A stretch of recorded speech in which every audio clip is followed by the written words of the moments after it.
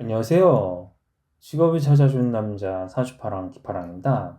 예, 오늘부터는 이제 바로 인식 기능으로 넘어옵니다. 이제 인식 기능으로 이제 넘어오는 단계가 되겠다. 이제 지난 시간까지는 무엇이다? 어떤 그런 판단 기능을 쓰는 어떤 8가지 유형에 대해서 이제 말씀드렸다면은 이제 이번 시간부터는 인식 기능을 쓰는 8가지 유형에 대해서 이제 이야기를 할 수가 있겠습니다. 자, 인식 기능 같은 경우는 이제 판단 기능과는 달리 비합리적 기능이라고 말씀드렸습니다. 비합리적. 그러니까 비합리적이라는 것은 어떤 사유, 어떤 이성적인 어떤 사유나 어떤 법칙의 과정을 거치지 않고 그냥 그대로 받아들이는 뭐 그런 거라고 이제 생각을 할 수가 있겠습니다. 예, 그런 측면에서 이제 감각. 자, 오늘은 외양 감각부터 시작을 해볼 건데요. 자, 감각 같은 경우는 기본적으로 있는 모습, 보이는 그대로 인식한다고 제가 말씀드렸습니다. 보이는 그대로 이제 표면을 인식하는 것이다.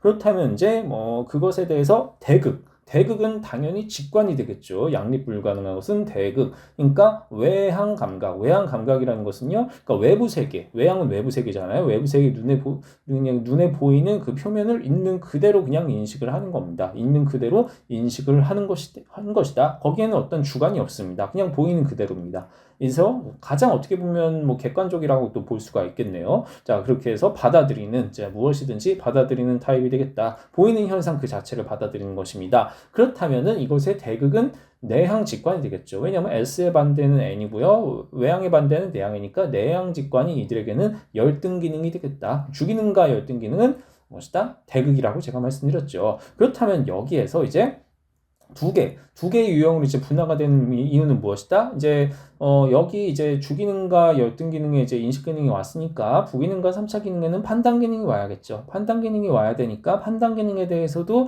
대극을 이루는 두 개의 어떠한 그런 기능들이 위치하게 된다. 그것이 바로 무엇이다? T랑 FT 두 개가 되겠다라고 생각을 할 수가 있겠습니다. 자, 일단은 이제요. 주기능에 외향이 왔죠. 주기능에 외향이 왔으니까 부기능은 반드시 내향이 와야겠죠. 내향 기능. 그러니까 무엇이다? 똑같이 외향 감각, 외부 세계의 어떤 현실을 있는 그대로 인식을 하는 타입인데 T가 먼저 오느냐, F가 먼저 오느냐에 따라서 ESTP랑 ESFP 두 개의 유형으로 나뉘게 되는 겁니다. 두 개의 유형으로 나뉘게 된다라고 생각을 할 수가 있겠어요. 그렇다면 이제 무엇이다? ESTP 같은 경우 이제 TI 내향 사고를 부기능으로 쓴다. 자, 내향 사고는 제가 뭐라 그랬죠? 내향 사고 같은 경우는요, 어떤 내면의 어떤 구조화된 어떤 체계, 알고리즘, 어떤 논증이나 증명, 어떤 그런 논리적인 어떠한 사유화 과정을 거쳐가지고 내적으로 거치는 거예요. 주관적으로 그 어떤 정리 과정을 이제 거쳐가지고 그것을 바탕으로 해서 외부 세계를 인식을 하게 되는 그런 형태로 이제 가게 되는 것이고요.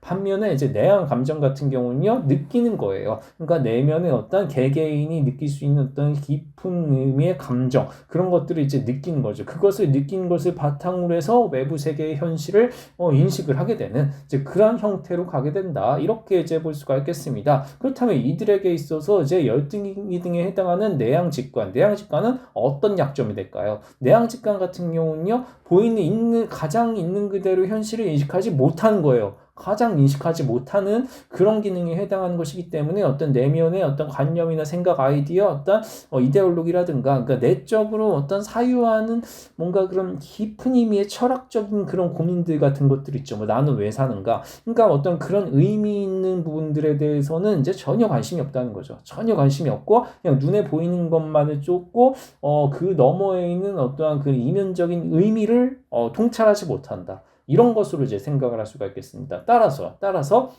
이 부분 같은 경우는요, 본인들의 굉장한 큰 약점이기 때문에 개발의 대상이 아니라 관리의 대상이다. 따라서 자신의 강점과 약점을 이렇게 잘 파악하시면 좋을 것 같아요.